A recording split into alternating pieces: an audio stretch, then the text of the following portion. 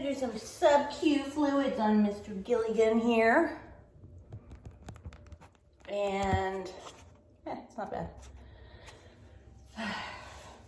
Because he's super dehydrated and he's not been tinkling a lot. So if it would have been a UTI, he would have been a lot sicker.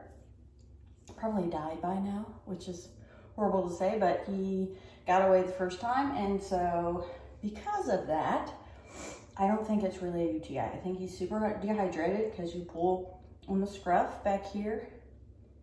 And if it does not fall, that will tell you about how much they're dehydrated, and his is not falling at all. I'll show you here in a minute. I have hunger too. Bear with me.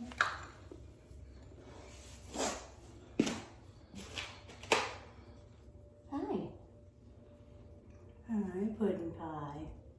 He's a very sweet kitty.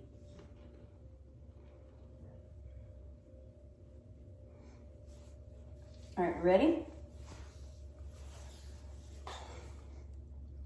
Nope. Come here.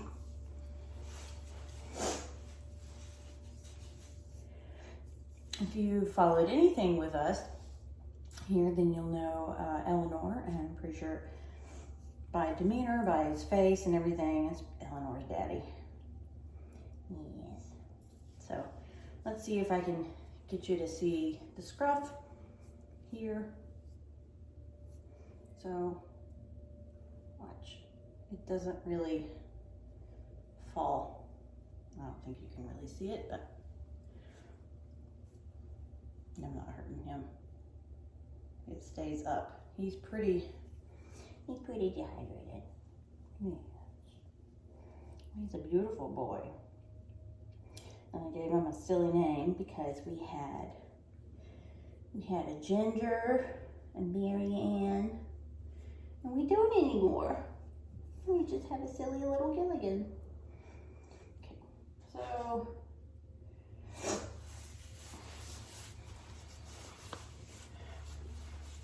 you don't need to see my face, I guess. So I have a 60 milliliter syringe here with lactated ringer solution in here. You can use sodium chloride.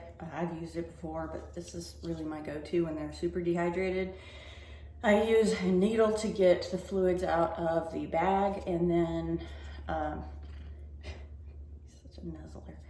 And then I switch the needle out for a new one. I like to use 19 gauge syringe. Yeah, 19 is the better one. Smaller can be more painful. I mean, it really just depends. I find that this is really the most tolerable, and you can put more into, you can do it quicker, pretty much.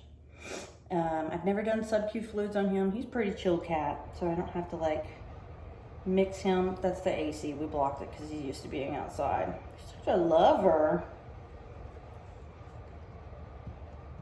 Now, typically you warm this up, and I did, but I've been sitting here for a minute now. It's probably not as warm. I usually bring something with me, but I wasn't planning on videoing. So here we are with Mr. Beautiful. He really is a sweet kitty. He enjoys being outside, even though he loves snuggles. He would be a great indoor kitty, but the other girls just don't take to him. I saw a flea, where'd it go? And so he's not really been very happy being inside, but he sure does love it when I come in here. There it is. Oh, where'd it go? Oh, oh, damn it. There it is. I got it. No. Haha! Killed. Oh, maybe not. Hold up. Hold up! Done. Awesome. Okay, so it depends on the cat on whether you can soothe them or not. Most of the ones, I do have two others that don't drink enough water and they get dehydrated pretty quickly as well, and they like to be outside. So Toast is really bad at it. She'll lay with her head next to the water bowl but she won't drink the water. So go figure, I don't know. But anyway, so this is the way I'm gonna do it. Keep them in my lap. And then you can, I don't do it on the scruff, but here I'll show you again. So it's scruff, and then see how it's not falling at all. He's really dehydrated. So generally speaking, you would give them about 10 to 20 milliliters of solution per kilogram. And he's 10 pounds, so it's about 4 kilograms. And that means like 48 milliliters. So I just do what they can tolerate. And then I typically do it between the shoulder blades if I can, because it's usually where you can get the tint. This is the same if you're doing FIP treatment. Then you would grab just the skin, right? And it's SubQ, so you're not going into the muscle. And to do it, you just grab the skin, make a tint here. You can fill in between so that you can put the needle in, but not poke them anywhere else. That's one jab. And that's the one thing I hate about these, is because it's like you really need 2 hands to do it. So hoping he doesn't do a lot of jumping, and we'll see how this goes. I know we're showing a little bit more of me than him. Don't fall. Okay, are we ready? Yeah, it's still a little warm. That's good. So we'll see how this goes. I don't like to do a bunch of jabbing. So yeah, it's been a minute since I've had to do this. And a lot of times people will just use the bag, but it's kind of a pain in the ass sometimes. All right, so got my needle. If you poke them once, get a new needle. If you poke the bag to get the fluid, get a new needle. And he already knows what's up.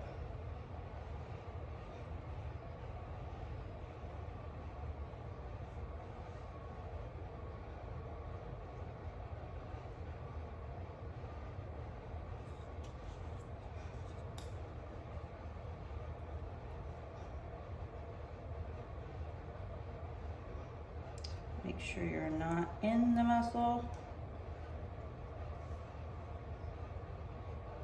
Did you just flex out? God dang it. It's pushing me out the skin. There. There we go.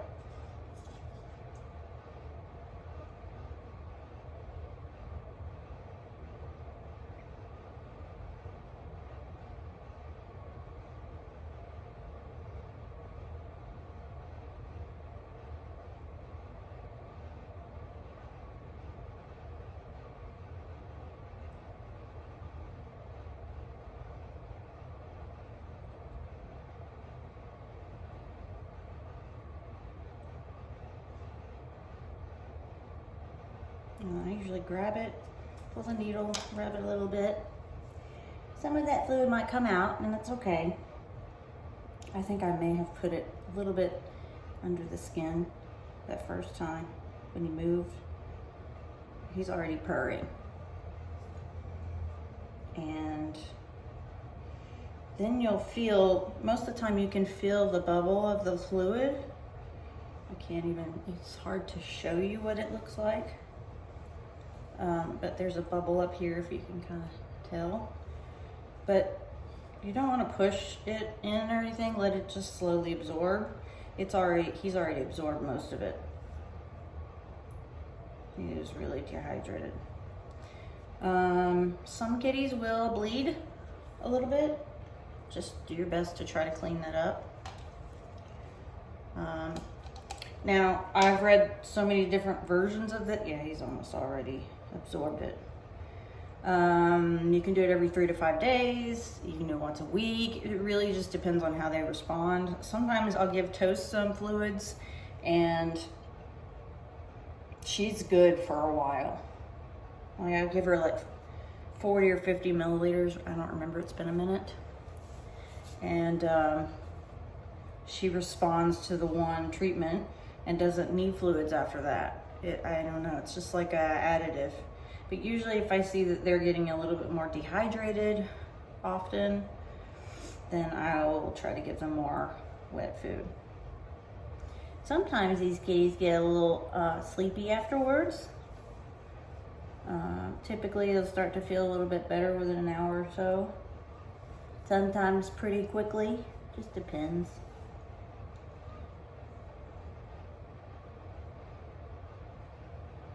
We need to get you some more flea treatment. It's not gonna be until the end of this week, which sucks. Because they all have fleas again since it's been hot as hell again. And we do have some indoor-outdoor kitties who keep bringing them in. Not you. I didn't bring the brush because he feels greasy. Yep, he's already, there's just a little bit in this pocket over here. I'm pushing it up. Yeah, is that better? You feeling better, buddy? Yeah. So yeah, I know you can't see my face very much, but that's really that's all it is. Just rub them, pet them, give them love. Typically the skin can, depending on if they're outdoor kitties, they can have really tough skin in the upper neck area, even if they're fixed. They might have thinner skin down here, but a lot of times that's really painful for them. I've had to do it on some kitties because like when I did Charles's FIP treatment, I had to poke him pretty much everywhere because some areas just got a little too tender after a while, and so we had to move to other more tender areas. Oh my, yes, almost. There's just a really, now it's moved across. It's really thin. He's absorbing it. Good boy. So animals are just like humans. You know, we need our vitamins. They need their vitamins.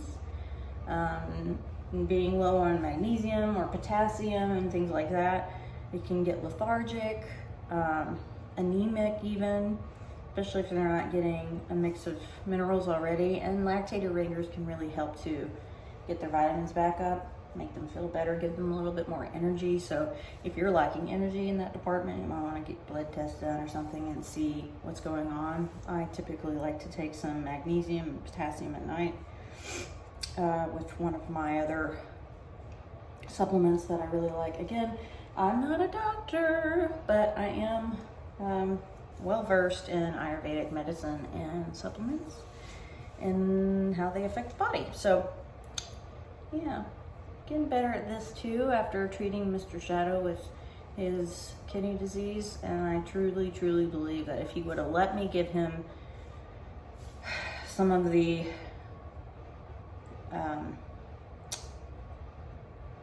oh my god, what's the word? Antibiotics that I had. Hey. And some more SubQ fluids, I think he would have made it, but he'd been struggling for a while, and yeah, he was almost 19, so he was not, he didn't seem truly happy. He was doing all right, but I don't think he was living his best life near the end anyway. So just horrible how he went. You feeling better? Yep. No more fluid. All gone. Hey, that's mine. You can't have that. We gotta brush you though, bud. All done. You did great. Do you want some treats? Hey, you want some treats? Ooh. Hey, you wanna try one of these? Wanna try it?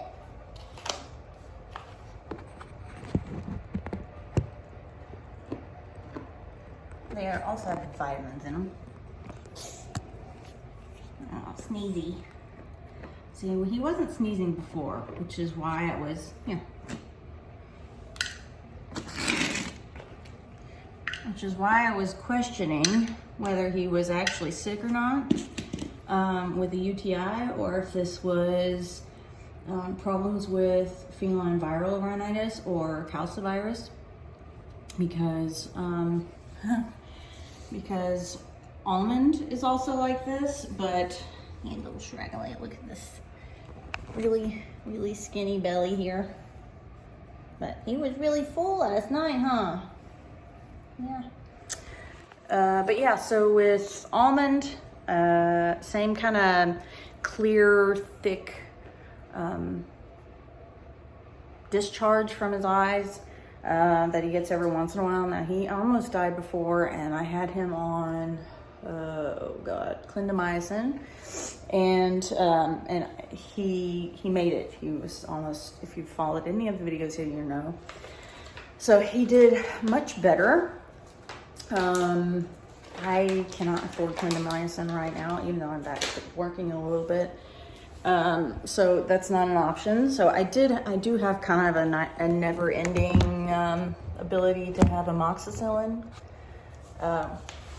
So we're trying to see if it is a UTI. Then we could be one. If it's a UTI, he would have already been in major trouble if it was a blockage. Norman was like that as well in the past, and so we have wonderful donations sometimes, and we have food for you to avoid UTIs for those who only like to have dry food. And then I also still have Shadow's kidney food, which looks like refried beans, honestly, and I just haven't found anybody else that really needs it, but it seems to really help sometimes. Any kind of wet food's better than none for them if they have possible blockages. But I've been using the kidney food with him, and as long as you mix it with the good stuff, because they're so spoiled, then he will eat it. But yeah, so we're gonna try this, because if it might be the slight bit of a UTI but no blockage, he might have, now he only has a little bit of tinkle, which is severe dehydration usually, but he tries to go, because you can have that normal feeling. Jeez, you are so skinny, buddy. But whoops.